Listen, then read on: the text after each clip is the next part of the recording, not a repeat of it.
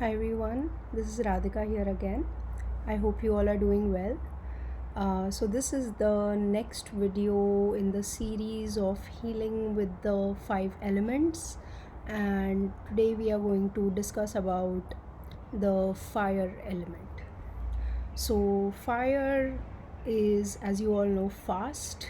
When fire burns, things happen quickly. It's a very quick element, it's a burning sort of an energy. And fire is actually representative of so prana, or whatever it's called prana in English, but it's actually pran, or that's how we pronounce it in India.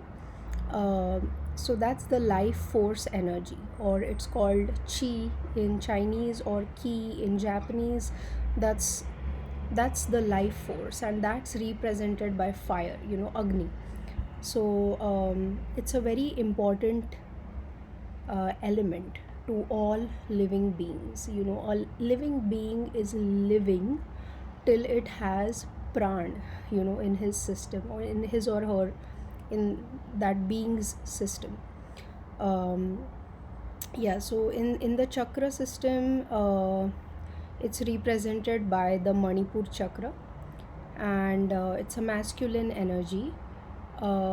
It's basically an an element which permeates your life, because you have to have pran to be alive.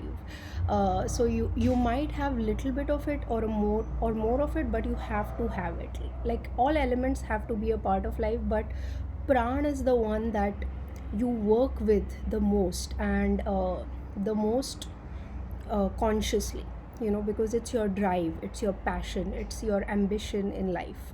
So that's fire element. So most of a human's life is spent kind of trying to configure or manipulate or work with this element. It's represented by the Manipur chakra. So the Manipur is the third chakra from below. It's called the solar plexus. So even that has the sun in it, the fire element, even in its name.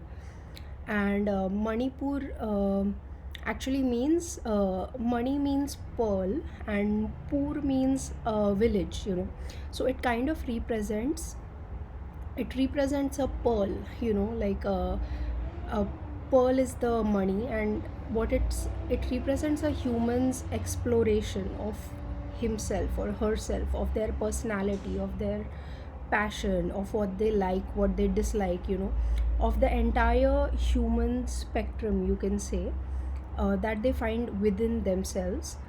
And this slowly opens the human up, and then, from like how in an oyster you find a pearl, so that's how it is represented in literature. In That's why it's called Manipur. So basically it means that you explore yourself in such a way, explore your personality, explore what you like, what you think, what you feel about things, in such a way, know yourself completely, so that you open up, you integrate, you integrate the dark and the light, and in the end you will be rewarded with this pearl, which is, you will find your core, you will find your passion, you will find what drives your life, what feels home to your pran, to your energy inside of you.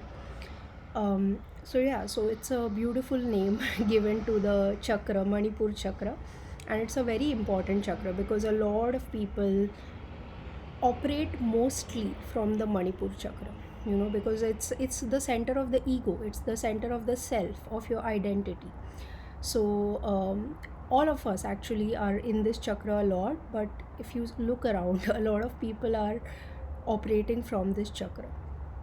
So yeah, so fire is a very potent element of nature as well. So as it's very potent. It can cause a lot of good and it can cause a lot of bad.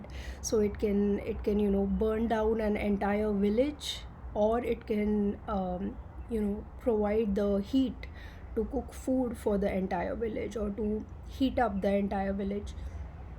So it totally depends on how you use um, the potent nature of this element.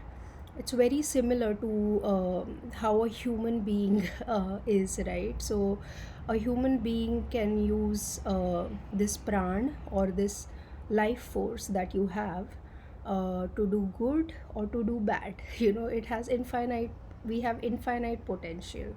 The pran can be used in infinite number of ways.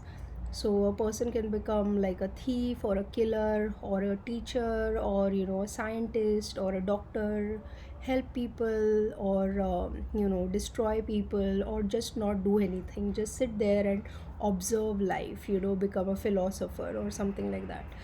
So yeah, so wherever a human being channels their fire, the energy that they have inside of them, that's where they will go in life. That's where life will take them.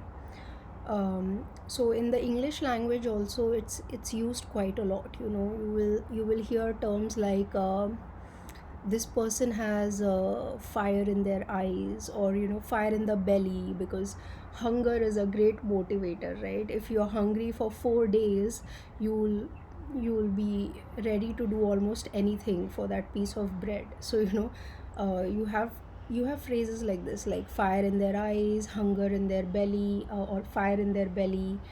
Um, and then you say, like, I don't see any fire in him. If a person is not motivated, you feel like, there's no fire in this person. So yeah, so English language also makes use of this a lot. Then human beings who are most of the time in their fire element are very work driven. They want to do things, they want things done. So my son is, he's an Aries. He's born on 15th April. So he's like that, he always wants things to do, he just cannot sit still. So people who have a lot of fire element in them, they're always working, they're always doing something. They're, if they don't have anything to do, they find things to do. They're very restless. Overall they can't sit, they're like fire, fiery people. They're also very passionate, so you can't expect these people to kind of play along. They will want their way or the highway. Sometimes they come off like that. They can also come out selfish, egoistic, narcissistic, and that's because they have a lot of fire. So NPD, which is a personality disorder, is not what I'm saying. They can just appear selfish because of the fire in them. They want to keep on doing things. And I mean, even NPD people can have a lot of fire, but this is not related to that. This is a little bit different. um, so yeah, so sometimes though, this fire can also eat up a person. That's NPD. That's when the person becomes so attached to the fire element, to their ego, to the way they do things, that they lose the harmony. They lose the ability to let other people take the lead, or to let other people do things their way. They feel like it's my way or the highway, I know the best. So it becomes, when the fire element becomes out of balance in a person, it becomes I. My work, I'm doing this, I want results, it's all I based, and that's ego. So it's not a pearl then. It becomes like a curse when so basically such people, they become engulfed with their own fire, and at some point it's going to burn them down. You know so uh, it, it they can become so engulfed with their life plan, their ideas, their agendas, that they lose a sense of who they are. Because they start attaching a sense of who they are with these ideas, or with these plans, or with this way of doing things. So they get so caught up in their ego that they are not integrating everything. They are not opening the oyster, they are shutting it down, even more. So that can also happen when the fire element is really out of balance. So how is a balanced fire person, a person who has balanced their fire element? So such a person will do their job they will put their best efforts in what they are doing, but with a balance. So they will try to maintain harmony in their surroundings. They won't step over people, they won't throw people under the bus. They will do it in a practical way with an open mind, open mind, open heart. If they want to do it their way, they will still do it their way, but it's not by hurting people or by manipulating people or throwing them under the bus. And after doing all the efforts, they will let go of the result. So this is the hardest thing, when you are in your fire element, when you're doing things, we unknowingly get attached to the result, because that is human behavior. You do something with the aim of achieving something, and we get overly attached to that aim, we get overly attached to the goal. And that is like, if you know about the Hindu epic book Bhagavad Gita, which is a religious text, it's entirely like, its summary is that that is what God Krishna is trying to explain to Arjun, that you put your efforts, but you do it with your best effort, but don't get attached to the result. And it's very hard for Arjun to grasp that, how do I do this, because he is not able to let go of his ego and attachments, because he's supposed to kill people whom he once thought were his brothers and things like that. And he's he's not able to do this deed. So God Krishna is kind of guiding him on how you do something, and then don't be attached to the results of that thing. Just do it and let it go. And that's the hardest thing that one has to learn with the fire element. Like, do something, but don't keep thinking, how is it getting validated, is it getting received in the way that I want it to be received. Your duty ends when you have done it, and then leave it in the hands of God or universe or whoever it is. Set your intention, do your work, and leave it. And it's easier said than done. Of course, in bigger things it's even hard, like leaving attachment to your child or things like that is really difficult. But yeah, that's from the fire element, doing a thing, doing a deed, or doing your karam or karma, as it's called. um, then people who have overflowing fire, they need to reduce the fire element in their body. So such people are controlling, they are impatient, they are selfish, they work all the time, they need to be busy all the time, they cannot sit still. They push their body, mind, spirit, so they keep pushing themselves, do more, do more, do more. They are their own slave driver, they are the master and they are the slave, and they keep pushing themselves a lot. So yeah, they will push their body to exercise more, to always eat healthy. They won't give in to desire. So water scares fire because water is desire, right? And fire is like control, that no, I am not going to eat that. You are going to eat only salad. And if one day the body says that today I want to eat something sweet, so the fire will control the water and say no, no, sweet for you today. So yeah, they push their body, mind. uh, they might sleep less. So basically they are abusing their body if fire is a lot in a person. They are workaholics. They don't give their body enough rest, and then they will have emotional imbalances. That is because they are obstructing the water in their body. And fire people also usually don't like earth people, because people with a lot of earth in them are very laid back. They are easygoing, they are lazy. You can say lazy if earth is very very dominant. Such people become lazy, they don't want to work. They are totally okay with life. They are okay with the way life is. They don't have so much fire in them to do things, to change things. So people who have a lot of fire, they get really triggered by people who have a lot of water or they have a lot of earth, because they feel like this person has no discipline for a water person. And for an earth person, they will feel like this person, he has no desires, no passions in life. What are they doing with their life? They're just sitting and wasting their life. So that happens when you have like elemental imbalance. You start getting triggered by other people in other elements, because that's something that you are missing, you know. Actually, a fire person also wants to eat a chocolate, but they are denying themselves of the chocolate. So, you know, that's how it happens. That's why you hate people. Sometimes people trigger you because that's what you want in life. Sometimes, not always.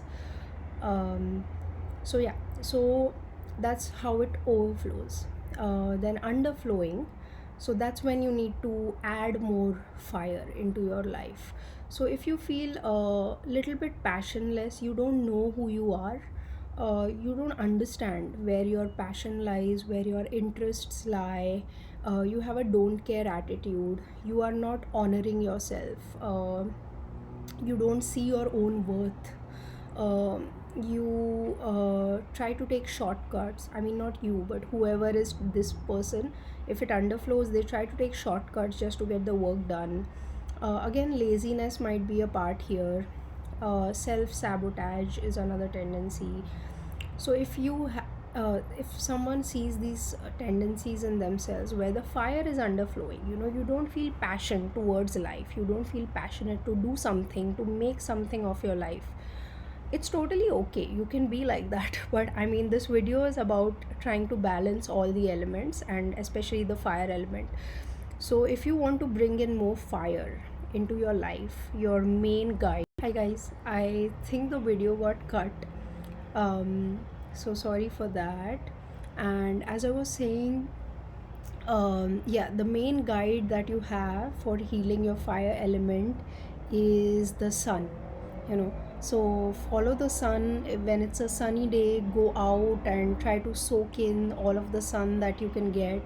And I mean, I feel we all have experienced this when especially if you live in a country which has a harsher winter season.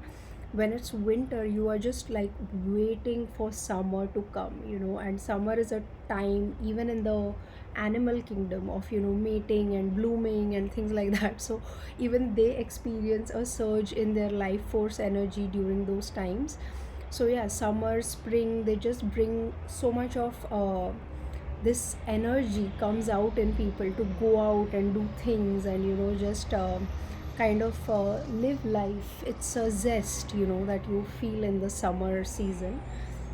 So yeah, just try to integrate sun as much as you can in your life. If you live in countries like India, that's really great, because uh, I mean, countries like that get sun most of the time of the year.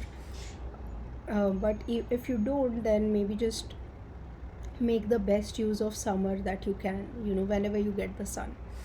Then another thing is that you can do is you can actually use the fire element. So we do this a lot in Indian rituals. We'll always have a fire, you know, agni. So yeah, just be safe when you're doing this. Don't burn down the house, but just safely try to use the fire element. Maybe you have a bonfire, or you have a just a small barbecue or something like that. Work with the fire element in any way that you can. Then another thing, like inner work wise, that you can do is find your passions. What makes you passionate in life, and it's different things for different people. So a lot of the self love applies here. Like, find out your personality, find out who you are, find out what your values are, um, what you like, what you dislike.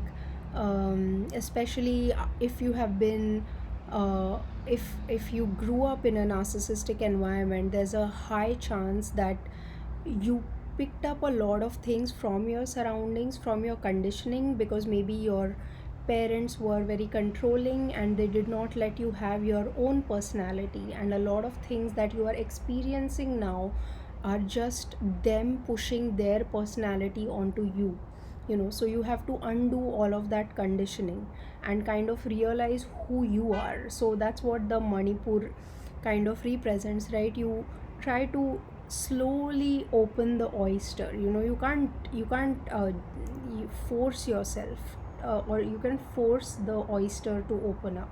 You have to kind of uh, parent yourself, little by little, to understand who you are, what your passions are, where does your interest lie in life.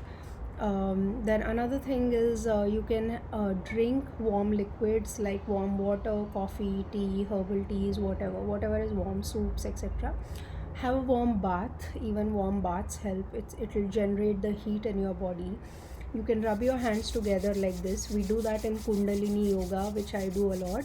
So in the beginning they always say, okay, generate some fire in your body by rubbing your hands together. Then you can wear some warm colors like red, orange, yellow.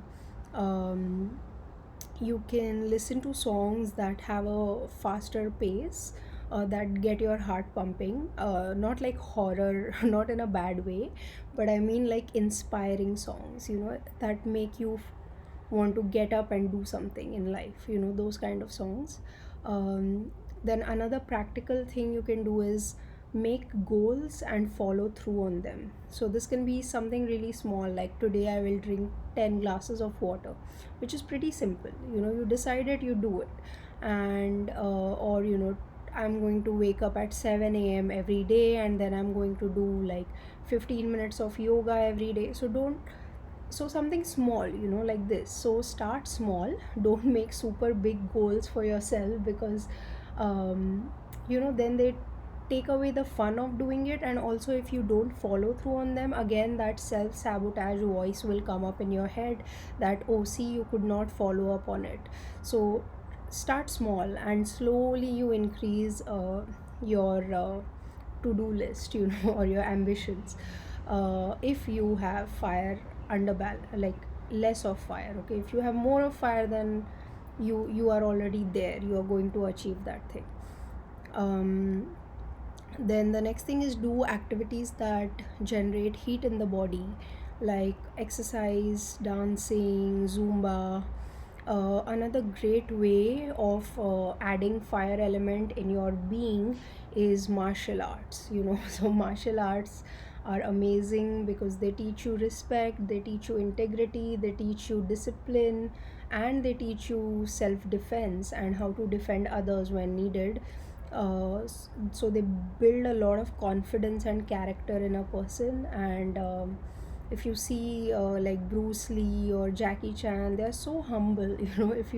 If you see their interviews, they're such humble people. I don't know them actually personally, and I don't follow them, but they just seem humble. I could be wrong, uh, but they seem humble and very calm, composed. But when they have to fight, you see the fire in them. It comes out, in all its glory. So yeah. So you can also see it in people's eyes, and when they talk, when someone is passionate about something, it shows it. They don't have to prove it. You can feel it. And you can feel it in their talk, you can feel it in their walk, you can feel it in the way they conduct themselves. The fire just shows. Fire cannot be hidden. And so yeah. So another way, which might sound a bit weird, is to watch animals, especially animals that have a lot of fire in them, like lions, rams, elephants. These are mighty, powerful animals. They have integrity. And you should see rams when they fight with each other. It's a very fair fight. They fight till death, but they do it in a fair way. There's no like games or manipulation or sneakiness, nothing like that. It's all fire.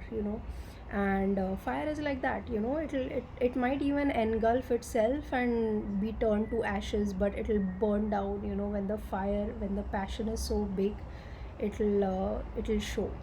And another animal is, it's a fantasy animal. It's a dragon. So dragons represent a lot of fire.